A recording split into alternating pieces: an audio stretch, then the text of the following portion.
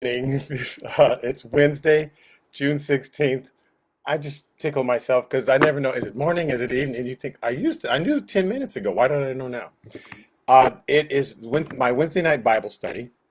My name is Douglas Griffin. We are in the book of Matthew.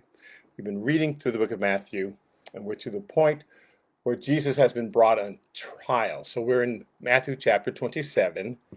There actually were six separate trials that Jesus went to on the night before Passover because he was on the cross as the Passover lamb. And anyway, so this is the night before Passover that he went on trial, six separate trials. And we've already gone through the first three where he was brought before Annas, the original high priest, and then his son-in-law, Caiaphas, who was appointed high priest by the Romans.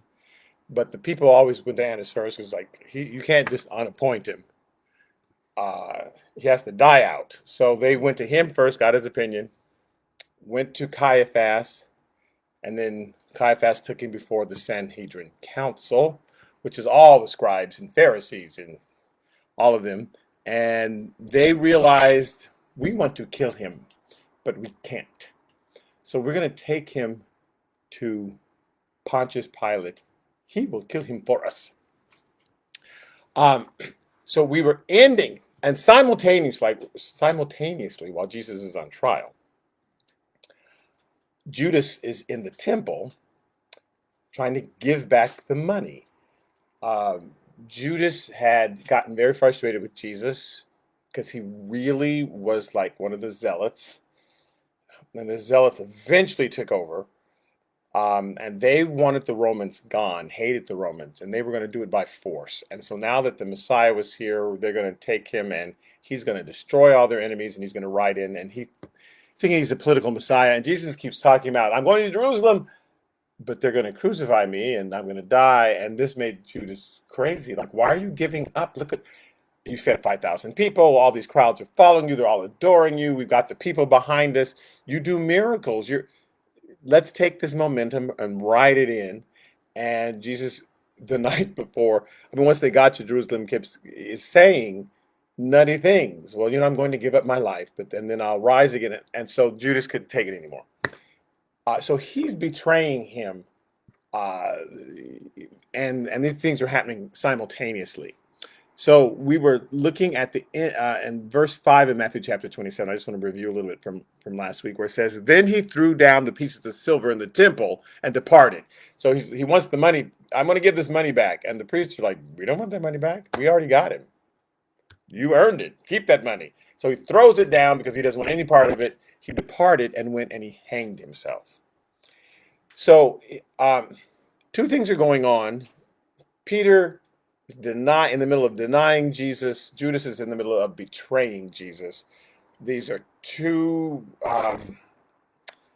tragedies, but one obviously bore a deeper psychic imprint.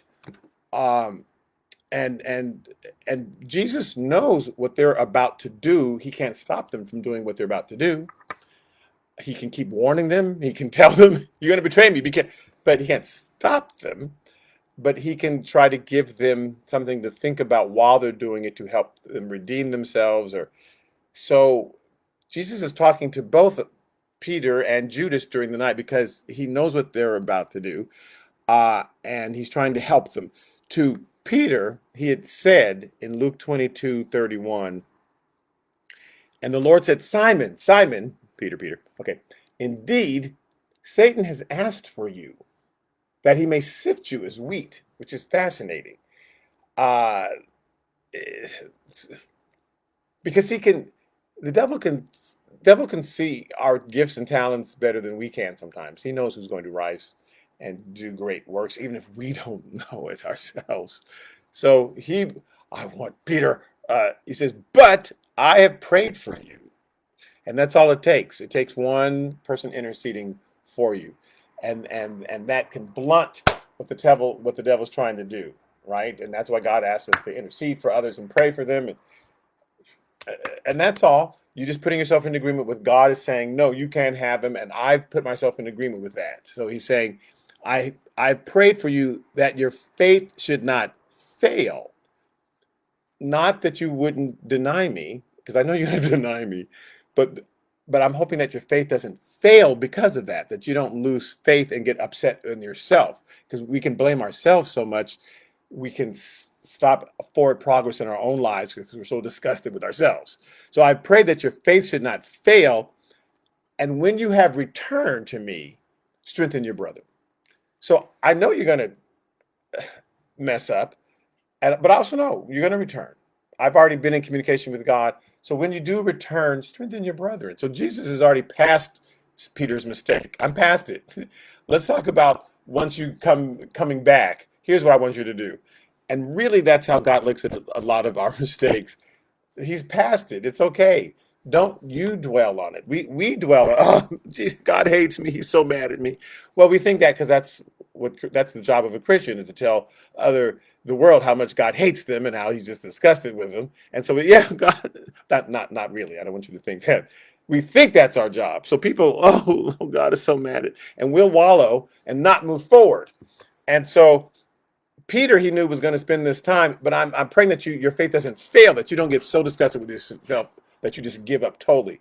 And so when you return, strengthen your brethren, because they're also going to feel bad. Now, it says, but he said to him, Lord, I'm ready to go with you both to prison and to death. Like, what do you mean when I return to you? I'm going to go with you to prison. I'm going to go with you to death. God already knows how we're going to mess up, when we're going to mess up. He's looking past that. We're fixated on it. Okay, you're going to mess up, but let's talk about once, I send the revival into your heart. Once I start bringing you back, you can meditate on the past. You can meditate on all the mistakes, but it will be much more healthy for you to keep looking at the future of what I've got for you. Because faith is the substance of things not seen, not what you've already seen, but God has new things, and so we don't we can't trip ourselves up. Well, in the past you did this, in the past you did that, because then you'll be stuck there. He wants to give us a vision for the future. So he's way past that. Now Peter's like, oh, I'm going with you to prison. And so then Jesus said to him, I'm telling you, Peter, the rooster should not crow this day before you will deny me 3 times. Deny 3 times that you even know me. It's like, what? So he says, I'm trying to explain. Here's what, Jesus is not mad about it. He's just explaining. Just know that I already know. So you're going to mess up. You're going to trip and fall. That's like a baby learning to walk. It's going to trip and fall. You know that as a parent. If you don't, something's wrong with you. And you're there ready to pick them up. That's part of learning to walk. It's the falling part. And if the baby's going to sit there, oh no, I failed. You're like, get up. Of course you failed. But you're going to get stronger. And we believe, and it's our encouragement that actually helps them learn to walk. So when we see someone failing, it's our encouragement that's going to change them, not our reminding them of their failures, because they can do that for themselves. I see you doing better. I see you doing great things. I see you, and that encouragement is what helps them move forward. But Peter wasn't like, I'm not even going to fall down. Peter, you're going to fall before 6 a.m. You are going to deny me. So get over that. But I'm going to meet you in Galilee. So all you disciples, it doesn't matter. I'm going to meet you on the other side. Now, same thing with Judas. He's trying to explain to Judas, except the punishment that Judas is going to put on himself, Jesus is aware that's going to be very hard to mitigate, and God, like I'm saying, God is finding the punishment that we put on, because he's forgiven our sins. It's what we do to ourselves. It's how, I might as well just give up and wallow, and I can't do no better. I messed up 6 times in a row, so I might as well mess up one more time. And that's the devil. So he's trying to talk to Judas too in Matthew 26. First of all, he's letting him know one of you is going to betray me. And Judas, you don't think it's me, do you? Friend, he says, you've said it. Like, yes, and yet I'm breaking bread with you. Yet I'm providing for you. He kept telling him, one of you's a devil, and he says, I chose you, even though one of you's a devil. I want you to know that I chose you, even though one of you is a devil. And because that's Satan getting into Judas's head. You look what you did to the master. Look how you betrayed him. You're not worthy to live. That's the devil. The devil comes. Look what no one's messed up that bad. You've sent an innocent man to death. And Jesus is like, I'm telling you all along that I'm going to die. You think you're doing, like, you messed up God's plan.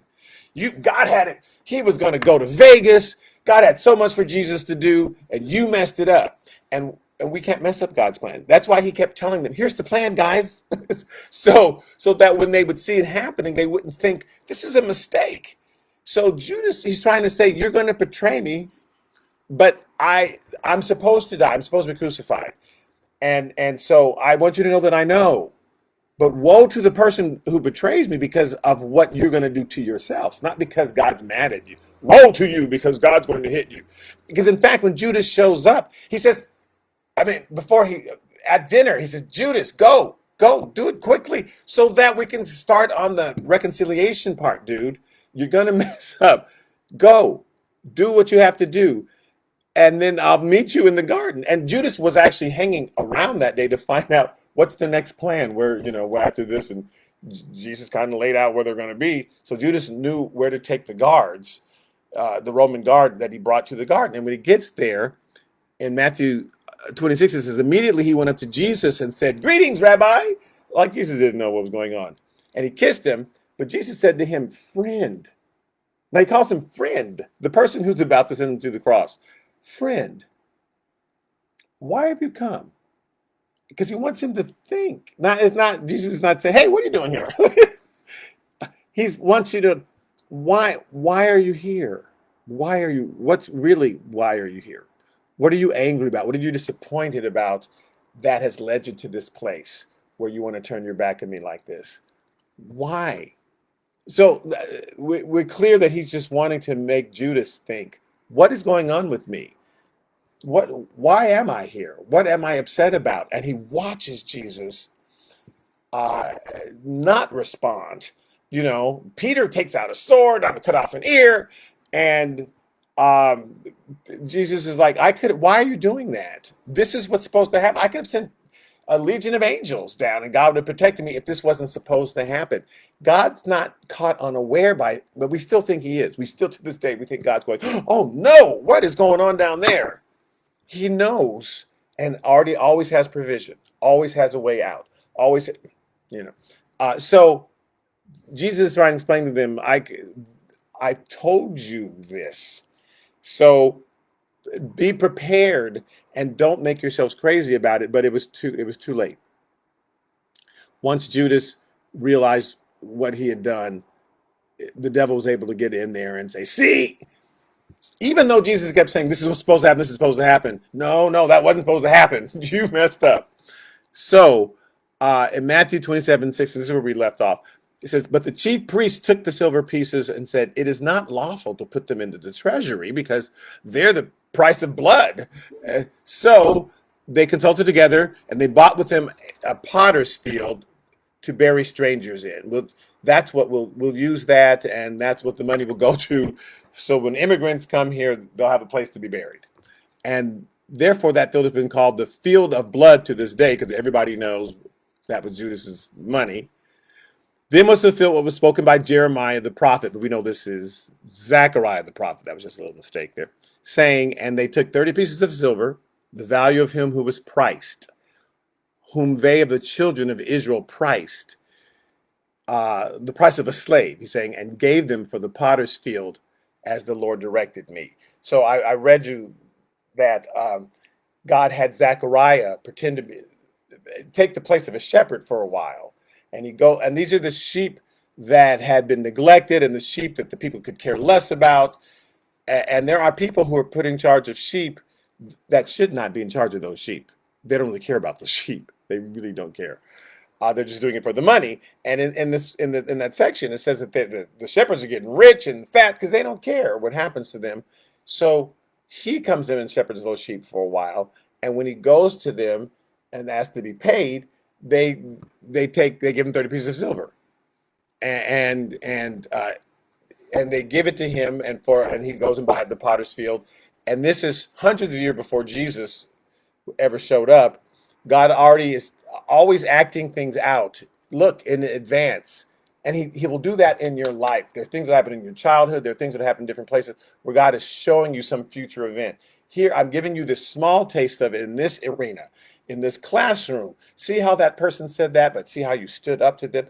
See how okay, now there's going to be another situation coming up later where someone's going to attack you, and I want you to just stand up in that same way, And he does that so that we can learn in a small situation and preparing us for bigger, which is why he says, if you're those who are faithful in little, I'll give you much to be faithful over. That's not quite the, but you got to be faithful in little, then you'll be faithful in much. And those who aren't faithful in the little thing, because that's where I'm trying to teach you in the little thing, why would I give you the much to be over? You won't be faithful in that either. So he acts that out for Zechariah, and now we're seeing the realness of it. So in Matthew chapter 27:11, here we go. Now Jesus stood before the governor. He's in front of Pontius Pilate. I want to go to John's take on this, because John was there, because he has this relationship with the high priest. So for some reason, he's following and he's hearing everything that's going on. So in John chapter 18, because Matthew only has a little bit of the conversation, but John has all of it. In John 18:28 through 32, it says, then they led Jesus from Caiaphas to the praetorium, and it was early in the morning, right? It was at 6 a.m. But they themselves did not go into the praetorium, lest they should be defiled, but that they might eat the Passover, because they had to go and they had to they had to examine all the sheep. And if they had gone into this Gentile place, then people would say, you touch the Gentile, you can't, now how are you going to touch the sheep? You're going to defile them. Because they're looking for a sheep without spot or blemish that can be sacrificed in Passover. And they're the one that approved all the sheep. So we can't be defiled. We have to stand outside and just listen at the door to see what's going on. So Pilate went out to them, it says in verse 29, and said, what accusation do you bring against this man? Now they had just accused him of blasphemy and all that stuff, but they knew that wouldn't work. They had to come up with something that Pilate would go, okay, I'll examine him. So they answered and said to him, hey, if he were not an evildoer, would we not have delivered him up to you? Pilate said to them, okay, then you take him and judge him according to your law. If you don't get saucy with me, Bernays. What do you mean, what did he do? He did something, but they couldn't think of anything to tell him at the time. Well, then you go back. Okay, so therefore the Jesus said to him, okay, we got something. Is it not lawful it is not lawful for us to put anyone to death, that the saying of Jesus might be fulfilled, which he spoke, signifying what death he would die. So the Romans had the power to crucify people that had been taken away from the Jews. Now here's what's interesting. If they really wanted to kill someone, they did. They martyred Stephen. They stoned Stephen to death about 3.5 years later from this date.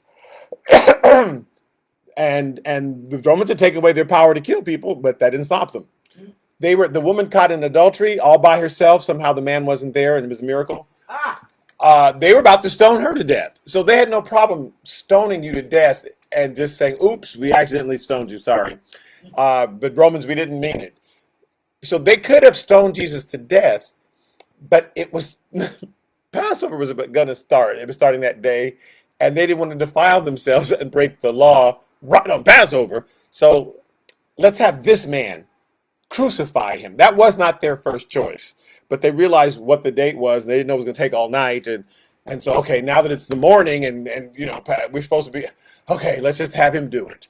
So they came and said, look, we can't put anybody to death. So just know it's worthy of death. Whatever he did, it's worthy of death. So they began to accuse him, saying, so here are the three things that he did for sure that is worthy of death. In Luke 23, verse 2, it said, and they began to accuse him, saying, we found this fellow perverting the nation. That's what the New King James says. We would have said subverting. He didn't. He's perverting everybody. He's subverting the nation. That's how we would use the word today. Like, which is hilarious because they hated the Romans. So normally that would be they'd be cheering him on. Yay! Thanks for subverting the nation because we hate those Romans. But they knew that would bug uh, Pontius Pilate, right? So he's subverting the nation. He's like speaking against the Romans. And he says he's forbidding people to pay taxes to Caesar, which is a lie. Both things are a lie, right? Because when every time they asked him to take over, he said, "No, I'm not. I'm establishing my own kingdom. I'm not trying to take over the." He says, "Give Caesar what Caesar's supposed to have. You give God what God's supposed to have." And we're always trying to stick Jesus in the middle of our political causes. Jesus is not for high taxes, and Jesus is against it. Okay. So God's like, I'm so for salvation and redemption. That's really what I'm caring about the most. But they threw this one in, and he says to himself that he himself is Christ, a king. So, ha ha. So that's the only one that he could really latch on to, because the other stuff he knew that's some bull. He's But this one, he said, okay, if he really thinks he's a king, I might have to deal with him.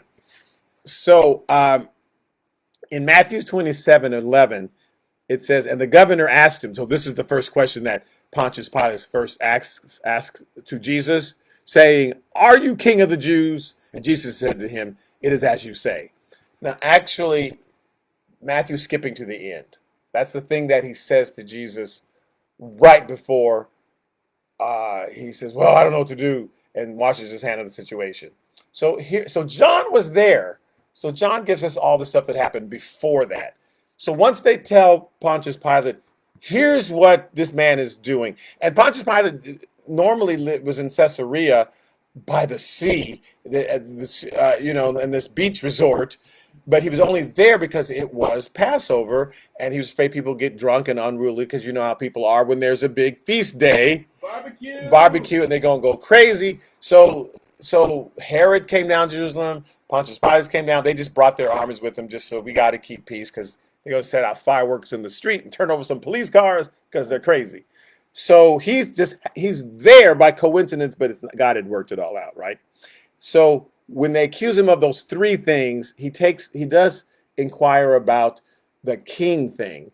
But here's the conversation from as far as John heard it, starting John 18, verse 33. He says, then Pilate entered the praetorium again, where Jesus is, and he called Jesus and said to him, "Are you king of the Jews?" And Jesus answered him, "Are you speaking for yourself about this, or did others tell you this concerning me?" Now, interestingly, is that Jesus wants Pontius Pilate to examine himself. Do you really want to know who I am? Or are you only asking because these people are telling you to do that?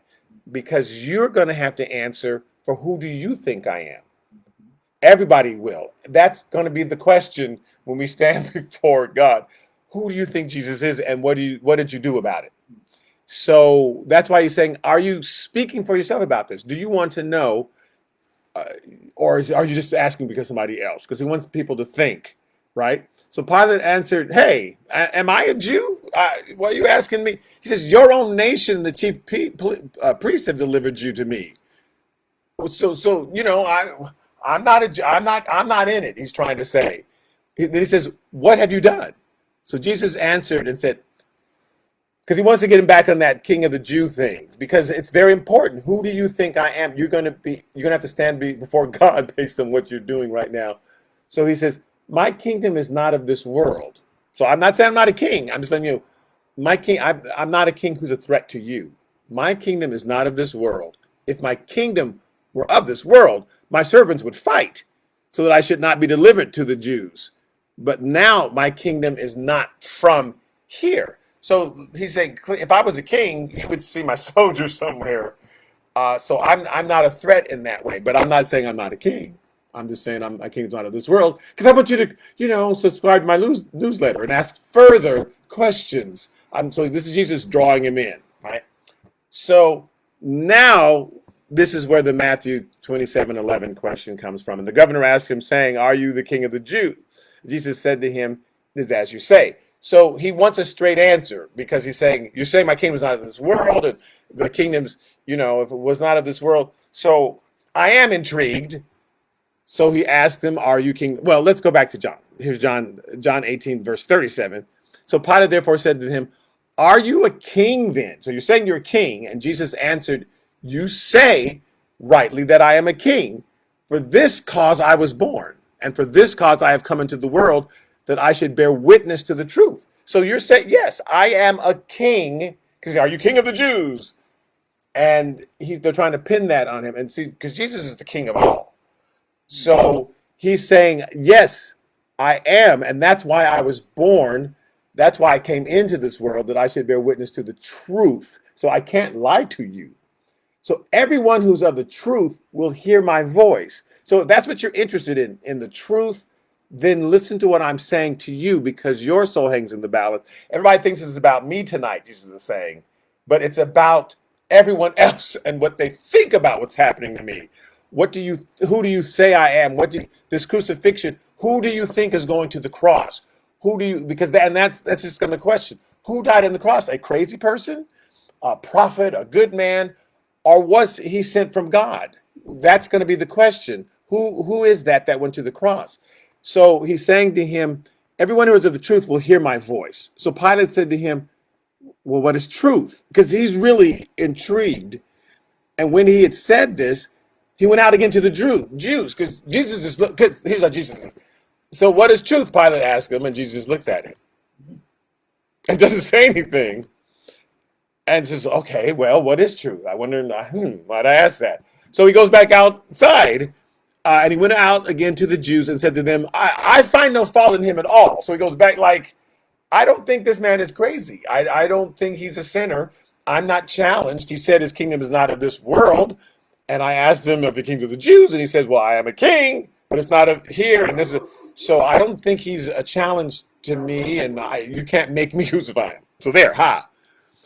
So, and in Matthew chapter 27, verse 12, because so that's John somehow was inside hearing all this, and the Jews, well, or he could have been outside with the chief priests, and they're listening at the door because they need to know what's happening. So while he was being accused by the chief priests and elders, he answered nothing. So they're yelling, "No, that's not. Don't listen to him." And Jesus is not. He's just letting it hang in the air. Who's telling the truth, them or me? Pilate, you need to decide that, because they've already made their decision. They want to squash the truth. So you still have to make your decision. And he's also doing this. Well, he's not doing this because the Bible said you got to do it. He's fulfilling God already saw him doing the 700 years in advance and told it to Isaiah. Isaiah had a vision of this. And Isaiah 53:7 says he was oppressed and he was afflicted, yet he opened not his mouth. He was led like a lamb to the slaughter. And as a sheep before a shearer is silent, so he opened not his mouth. So apparently at that moment, when the sheep they're aware now what's about to happen, and they're not saying anything. They're about to be sheared.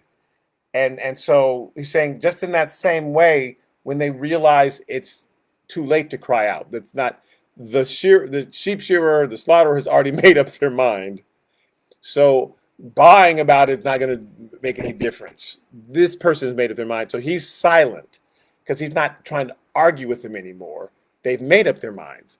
And it's not that he's not supposed to go to the cross. It's what do they think about the person going to the cross. So back to Matthew chapter 27, verse 13.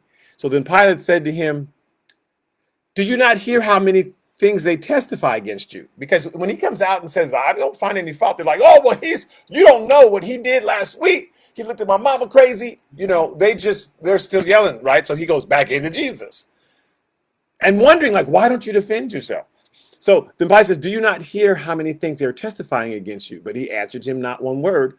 So the governor marveled greatly, because Jesus knows God is the best teacher. They're saying all this stuff, and I'm not saying anything. And boy, we think we have to defend ourselves. We think, I better get in there, and I better straighten that. But then it's just two people screaming at each other. And sometimes you can just let the person keep saying stuff, and they'll look foolish to a discerning viewer. You know what? That person already said their piece, and this one, just because you have 5,000 more words than that other person, that doesn't make you right. And someone who's discerning, he's like, wow, he's not trying to deny all this stuff. He said what he wanted to say, and that's what he wants me to hear. I'm speaking the truth. And I'm telling you, my kingdom's not of this world. So I'm not going to have to say more. I want you to hear. And that's how God is. I'm not going to keep saying stuff. That's not how I am. I'm going to keep saying stuff. But God, I told you this once, and I need that to ring. And I need you to respect my word and that it's important. And so I don't have to tell you 1,000 times. What I told you, chew on that. And so he doesn't say anything else. Now, Luke 23, 4 or 5, because Luke had a part of this also. Luke was friends with the Pharisees. And so they told them, well, here's what we heard. And, Mark was friends with Peter. So none of this shows up in Mark because Peter's off somewhere crying, right? Drunk and crying. Oh my God, I denied him. So Mark doesn't know about any of this stuff because Peter didn't tell him about this stuff. Peter wasn't there. Mark may have heard little tidbits, but that Mark's major source is Peter. But Luke, his major source were the Pharisees, and especially the ones like Joseph of Arimathea and Nicodemus, who converted, right? Who are not really going along with this anyway. You will find out later they weren't into it, but they went along, but they said, I don't agree. All right. So Luke 23, verse 4 through 5. So Pilate said to the chief priests and the crowd, I find no fault in this man. But they were more fierce, saying, he stirs up the people, teaching throughout all Judea, beginning from Galilee to this place. Because they knew that was like a trigger word for Pilate. Ooh, Galilee, Galilee. Because Pilate's like, I don't know what to do. They want me to crucify this man, but I can't think of a reason why. And they're the ones that seem crazy. And so can I just take an innocent man and put him on the cross because they wanted me to? And I wish they'd give me something real. And he's stuck. He's gone out to them like 4 times, right? I don't find any fault. Yeah, we're here. And he goes back to Jesus. Jesus, they're talking about you. And Jesus looks at him. He goes back out to the crowd. He's not saying nothing. And well, let me tell you. Goes back to Jesus and Jesus, because he already told him, right? So it says, when they say he's been stirring up trouble all the way from Galilee, and Galilee was a rowdy district, and that's where Jesus and that's where Peter and the majority of the disciples, except for Judas and then Simon the Zealot, they weren't from that area. But all the rest of the disciples, the other 10 disciples, they were from that Galilee area. And that's where Herod, that's his territory. So Pontius Pilate is like, perfect. I will pass him over to Herod, and he'll have to judge them because he's kind of a half Jew. He's kind of related to the Jews. So he'll help me out. So when they say Galilee, that's Pontius Pilate off the hook, he thought. So it says in Luke 23, verse 6, and again, Mark doesn't have this, Matthew doesn't have this part.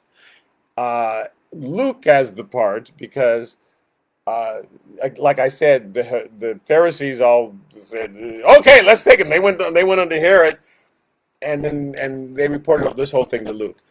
I will tell you, I just want to remind you, Paul, the apostle, he's there in the midst. He's there too.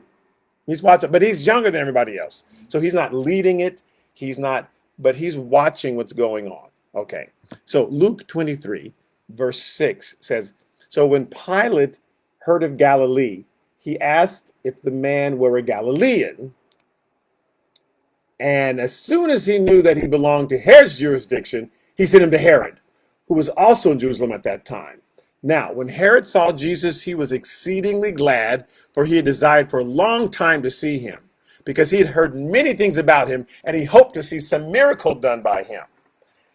So he had heard about Jesus. Let's go into the background of what he had heard about Jesus, because he was excited, like, oh, this is fantastic. I hope he does a miracle. I hope he does a miracle. Hercules, like, please do a miracle, please, because I'm here for it. I'm all in, right? So here's why. So Mark knows this part of the story. He knows the background on this whole Herod thing. So in Mark 6, verse 14 through 28, because Peter knew the gossip, right? It says, now King Herod heard of Jesus, for his name had become well known. Here's why. And he said, John the Baptist is risen from the dead, and therefore these powers are at work in him. Now, this is John the Baptist. This is who this man is. He had John the Baptist on the brain.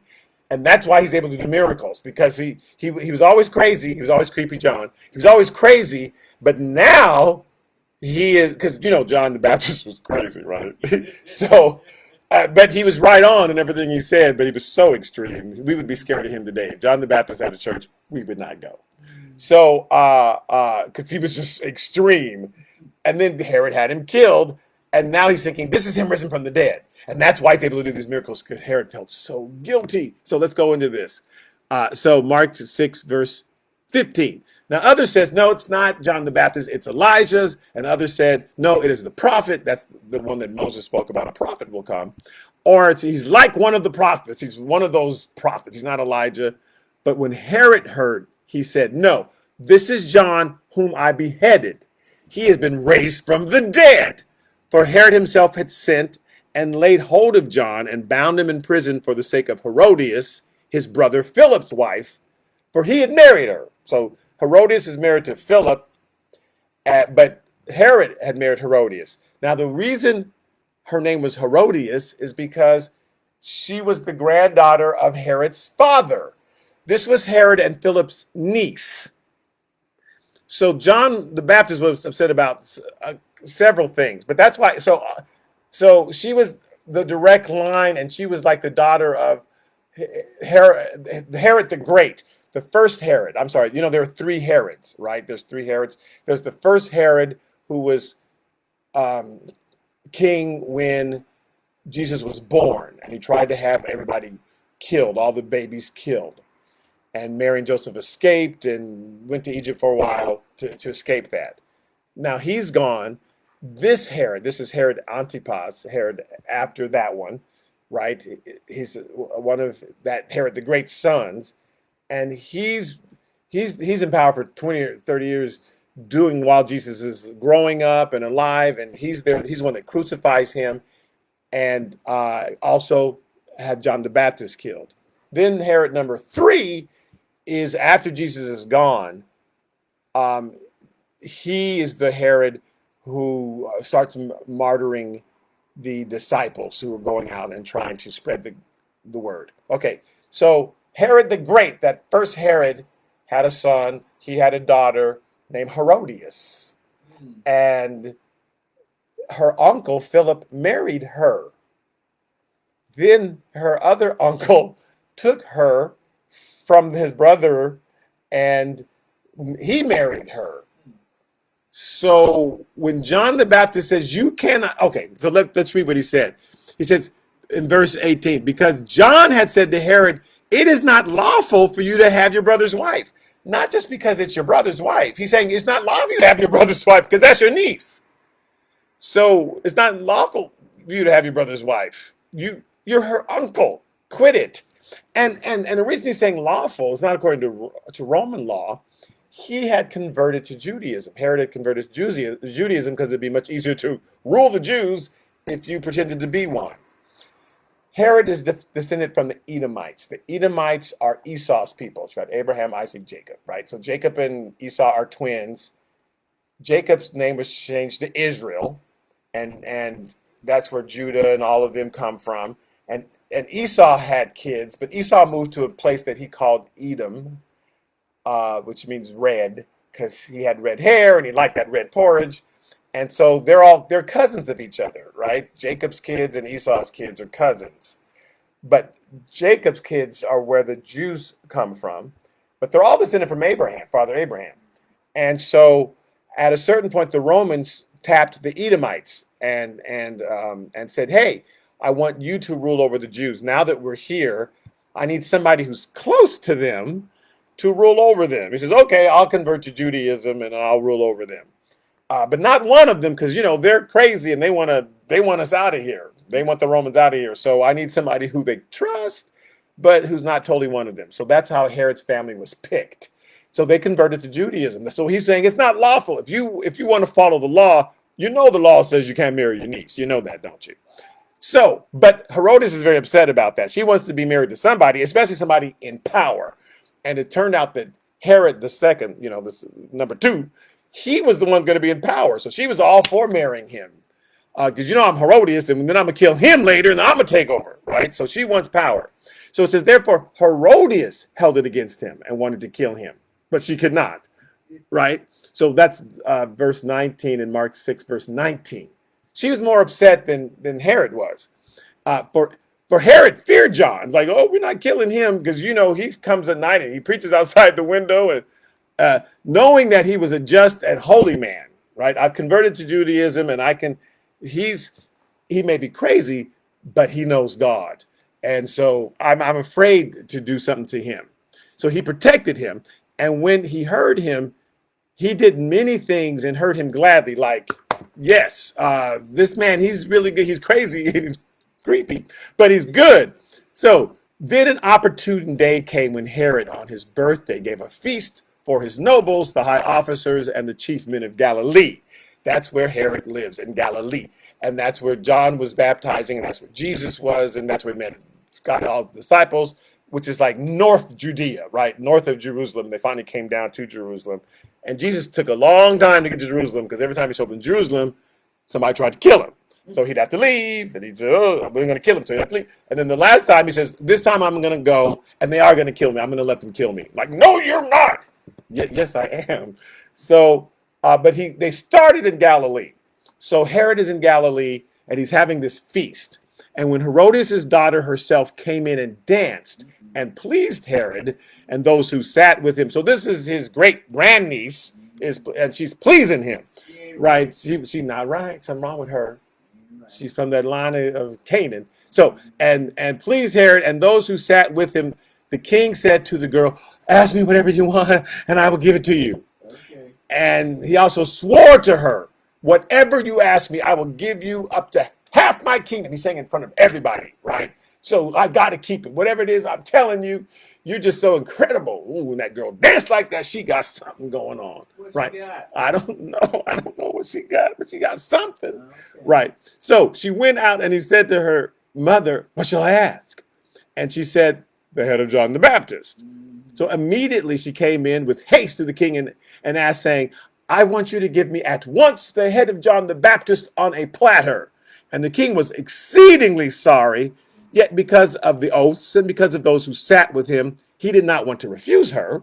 So immediately the king sent an executioner and commanded his head to be brought. I mean, he had said this in front of everybody, so he couldn't go back on it.